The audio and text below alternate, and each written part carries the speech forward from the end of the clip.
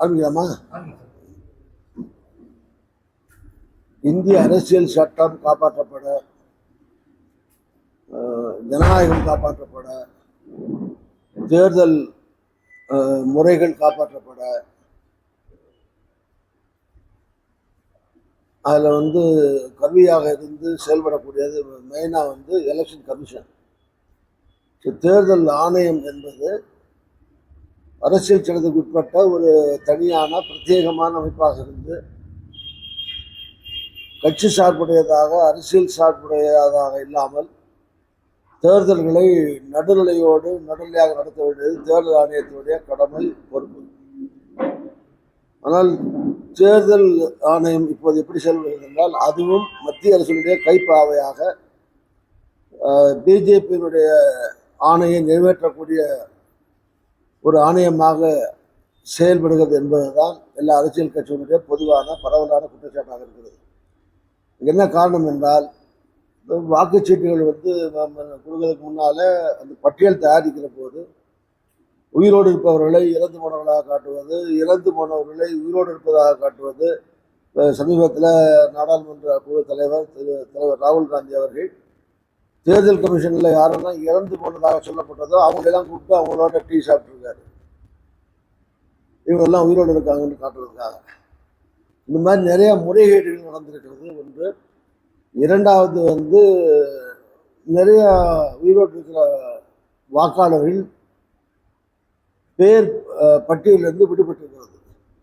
அந்த மாதிரி சுமார் ஒவ்வொரு மாநிலத்திலேயும் 40 லட்சம், 50 லட்சம், 60 லட்சம் ஒன்று. இப்போ பீகாரில் அந்த மாதிரி கணிசமான லட்சக்கணக்கான சுமார் 60 லட்சம் வாக்காளர்களுடைய பெயர்கள் விடுபட்டிருப்பதாக சொல்லப்படுகிறது. அதனால தான் அதை கண்டிக்கிற விதத்திலேயும் வாக்கு திருட்டு அல்லது வாக்காளர்கள் திருட்டு அல்லது வாக்காளர்களை உயிரோடு இருப்பவர்களை இறந்தவர்களாக காட்டுவது, இறந்தவர்களை வேண்டியவர்களை உயிரோடு இருப்பவர்களாக காட்டுவது, இது மாதிரிலாம் முறைகேடுகள் தேர்தல் ஆணையத்தில் நடக்கிறது என்பதை சுட்டிக்காட்டி அதை கண்டிக்கிற விதத்திலேயும் விழிப்புணர்ச்சி ஏற்படுத்துகிற விதத்திலேயும் தலைவர் ராகுல் காந்தி அவர்கள் தன்னுடைய யாத்திரையை பீகாரிலே தொடங்கி நடத்தி கொண்டிருக்கிறார். நம்முடைய மாண்புமிகு தமிழக முதலமைச்சர் திரு ஸ்டாலின் அவர்களும் அதில் பங்கேற்றிருப்பது மகிழ்ச்சிக்குரியது, பாராட்டுக்குரியது. அதுபோல் அந்த மாநிலத்தில் கூடிய முக்கிய கட்சியாக இருக்கக்கூடிய எல்லா கட்சிகளுடைய தலைவர்கள், நிர்வாகிகள் பலரும் கலந்துக்கிறாங்க. எல்லா அந்த பிற மாநிலங்களிலிருந்தும் பல பேர் கலந்துருக்காங்க. ஸோ இது நான் சொன்ன மாதிரி தேர்தல் ஆணையம் நடுநிலையோடு செயல்பட வேண்டும் என்று தேர்தல் ஆணையத்தை வலியுறுத்துவதற்காகவும், முறைகேடுகளை தட்டி கட்டுவதற்காகவும், மக்களுடைய கவனத்தை ஈர்ப்பதற்காகவும், விழிப்புணர்ச்சி ஏற்படுத்துவதற்காகவும் இந்த நடைபயணம் அல்லது இந்த யாத்திரை ராகுல் காந்தியால் மேற்கொள்ளப்பட்டிருப்பது மிக வெற்றிகரமாக நடந்து கொண்டிருக்கிறது. பல லட்சம் மக்கள் கூடுகிறார்கள். மிக சிறப்பாக இந்த யாத்திரையை சென்று கொண்டிருக்கிறது. ராகுல் காந்தி அவர்களுக்கு தமிழ்நாட்டு மக்கள் சார்பில் எல்லார் சார்பிலையும் வாழ்த்துக்கள். அவருடைய பயணம் வெற்றியாக நடைபெற, அதன் மூலமாக ஜனநாயகம் காப்பாற்றப்பட. தமிழக வெற்றி கழகத்தோட 2வது மாநில மாநாடு திமுக தலைவர் விரிவான சொல்லி இது பண்ணாத சொல்லி ஒரு கருத்து சொன்னார். ஒரு ஏடிஎம்கேயும் அட்டாக் பண்ணி பேசுறாரு, பிஜேபி அட்டாக் பண்ணி பேசுறாரு, டிஎம்கே அட்டாக் பண்ணி பேசுறாரு. ஆனால் காங்கிரஸ் மட்டும் அட்டாக் பண்ணி பேசுறாரு.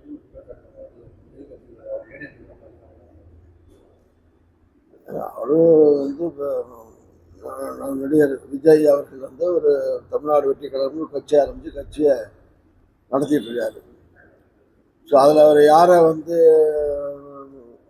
கடுமையாக விமர்சனம் பண்ணணும், யாரை நடுநடியோட விமர்சனம் பண்ணணும், யாரை விட்டுறணுங்கிறதுலாம் அவருடைய உரிமை. அது இப்போ காங்கிரஸ் திட்டினார்னா காங்கிரஸ் அப்படியே நாங்கள் பயிற்சியில் கடமைப்பட்டிருக்கோம்.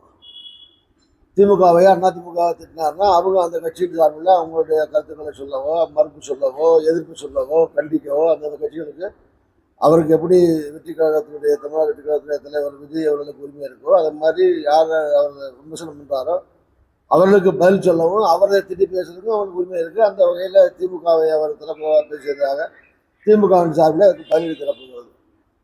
எங்களுடைய கூட்டணிங்கிற முறையில் நாங்களும் அதை கண்டிக்கிறோம். ஒரு அரசு கட்சிங்கிற தலைவர்கிற முறையில் அவர் ஒரு வரம்புகளுக்கு எல்லைகளுக்கு உட்பட்டு அவருடைய விமர்சனம் இருக்கணும். இன்னும் சினிமா வேறு, அரசியல் வேறு. அதனால் ஒரு அரசியல் தலைவருங்கிற அந்த வரமுறையோடு ஒரு விமர்சனம் செய்வது புதுசாக கட்சி ஆரம்பிச்சிருக்கிற அவருக்கும் நல்லது. அந்த எல்லை தாண்டுகிற போது மற்ற கட்சிகள் அதுக்கான பதிலையும் எதிர்ப்பையும் தெரிவிக்க தான் செய்வார். காங்கிரஸை திட்டாமல் இருக்கிறதுக்கு ஏன் திட்டாமல் இருக்கீங்கன்னு நாங்கள் கேட்க முடியுமா? எங்களை இங்கே திட்டுங்கன்னு கேள்வி கேட்டு விளையாட முடியும். அண்ணா எம்ஜிஆர் படத்தை போட்டு வரலாறு திரும்பி இருக்கிறாரு. 66 76 மீண்டும் திரும்பும் அப்படின்னு சொல்லியிருக்காரு. ஏன்னா தமிழ்நாட்டில் நல்லாட்சின்னு சொல்கிற போது, நல்ல தலைவர்கள்னு சொல்லும் போது, பரிசுப்படுத்துகிற போது அவர்கள் யாரை சில பேர் வந்து காமராஜரை சொல்லுவாங்க, சில பேர் ராஜாஜி சொல்லுவாங்க, சில பேர் அண்ணாவை சொல்லுவாங்க, சில பேர் எம்ஜிஆர் சொல்லுவாங்க. அது மாதிரி அவர்களுக்கு யாருக்கு ஈவன் சரி ஜெயலலிதா அவர்களையோ கலைஞர் அவர்களையோ அவங்களுக்கு யாரை பிடிக்குதோ அவங்களுடைய ஆட்சியில் நடந்த நன்மைகளை சொல்லி சிறப்புகளை சொல்லி அது மாதிரி ஆட்சி நடத்துவோம்னு சொல்கிறது இயல்பான இயற்கையான ஒன்று. என்ன தெரியுதுன்னா, இப்போ எம்ஜிஆர் பேர் அண்ணா பேர்லாம் வந்து மக்களால் மதிக்கப்படுகிற பெயர்களாக தொடர்ந்து இருக்கிறது. அது அவரும் பயன்படுத்தியிருக்காரு. அதில் ஒன்றும் வேற சொல்கிறது தப்புன்னு. 67 77 மீண்டும் வரதுக்கான வாய்ப்பு இருக்கு அப்படின்னு சொல்லியிருக்காரு. ஆமாங்க, ஆசைப்படுறதுக்கோ விருப்பப்படுறதோ சொல்கிறதுக்கோ எல்லாருக்கும் உரிமை இருக்குல்ல நாட்டில். அண்ணா ஆட்சி 67 அண்ணா தலைமையில் வந்தது, 77 கொஞ்சம் எம்ஜிஆர் தலைமையில் வந்தது அப்படின்னு அவர் புதுசாக கட்சி ஆரம்பிச்சிருக்காரு. அவர் அப்படி ஒரு ஆசைப்படுறாரு, கனவு காண்றாரு, கண்டு போகிறாரு. விஜய் வந்து 2026 எலெக்ஷன்ல ஒரு தாக்கத்தை ஏற்படுத்துவாருங்கிற மாதிரி ஒரு அரசியல் நோக்கம் தான் சொல்றாங்க. அதை வந்து மூத்த அரசியல்வாதிகள் வந்து நீங்க யதார்த்தமாக வந்து இதில் வந்து ஜோசியமோ கேசியமோ சொல்கிறதுக்கெல்லாம் ஒன்றும் கிடையாது. ஏன்னா இந்திய லெவலில் பல பேர் கட்சி ஆரம்பிச்சிருக்காங்க, பல சூப்பர் ஸ்டாரில் ஆரம்பிச்சிருக்காங்க. நடிகர் சிவாஜி கணேசன் அவர்கள் சூப்பர் ஸ்டார் இல்லையா? அவர் மாதிரி உலகத்திலே நடிக்கிறதுக்கு ஆள் இல்லை. இந்தியாவில் அவருடைய பெரிய நடிகர், சிறந்த நடிகர் யார் இருக்கா? அவர் தான் கட்சி ஆரம்பித்தார். ஆந்திராவில் வந்து சிரஞ்சீவி அங்கே பெரிய சூப்பர் ஸ்டாரு, இதை விட பெரிய கூட்டத்தோடு, இதை விட பெரிய பத்திரிகையாளர் கூட்டத்தோடு ஆரம்பித்தார். அது மாதிரி அமிதாப் பச்சன் அரசியலுக்கு வந்தார், போயிருக்காரு. தர்மேந்திரா உள்ள பார்லிமெண்ட்டுக்கு வந்திருக்காரு. பல மாநிலங்களில் பல தலைவர். தமிழ்நாட்டில் எத்தனை பேர்? வரிசையாக பேர்களை சொல்கிறது அவங்கள வந்து கௌரவ குறைவாக சொல்கிறதுக்காக இல்லை, காரணத்துக்கு சொல்கிறதுக்காக சொல்கிறோம். அவர்கள் கட்சி ஆரம்பிக்கிற போது அவங்க அதனுடைய சூழ்நிலை, அவங்க யாரோட அலையன்ஸ் போட்டாங்க, அலையன்ஸ் ஏற்படுகிற பாதிப்புகள், இப்படி வெற்றி தோல்விங்கிறது பல வகையில் வருது. அதனால் இவங்களை யாரையும் குறைச்சி சிவாஜி கணேசன் அவர்கள்லாம் மிகப்பெரிய அரசியல்வாதியாக பிறந்தது. காமராஜருக்கு பக்கபலமாக தூணாக இருந்தவர். ஒரு தேர்தலில் அவர் கட்சி தோற்றதோ அல்லது அவர் தோற்றதோ வச்சு அவருக்கு அரசியல் தெரியாதுன்னு சொல்ல முடியாது. அந்த நேரத்தினுடைய சூழ்நிலை, கூட்டணி, வெற்றி வாய்ப்புகள், தமிழ்நாட்டுடைய சூழ்நிலையில் வச்சு அது வருது. அதே மாதிரி சிரஞ்சீவியும் நல்ல அரசியல்வாதி தான், பட் அவர் ஆட்சிக்கு வர முடியலைங்கிறது அங்கே இருக்கிற சூழ்நிலையில் ஒட்டி வர்ற விஷயங்கள். வெற்றி தோல்விகள் யாருக்கும் நிரந்தரமானது கிடையாது, அது மாறி மாறி வரக்கூடியது. அந்த மாநிலத்துடைய அரசியல் சூழ்நிலைகள், கூட்டணிகள், பல்வேறு சூழ்நிலை வச்சு வர்றது.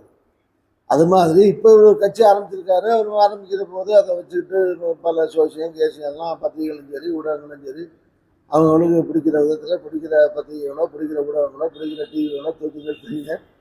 இது வழக்கமாக புது கட்சி ஆரம்பிக்கிற போது நடக்கிற விஷயங்கள் தான்.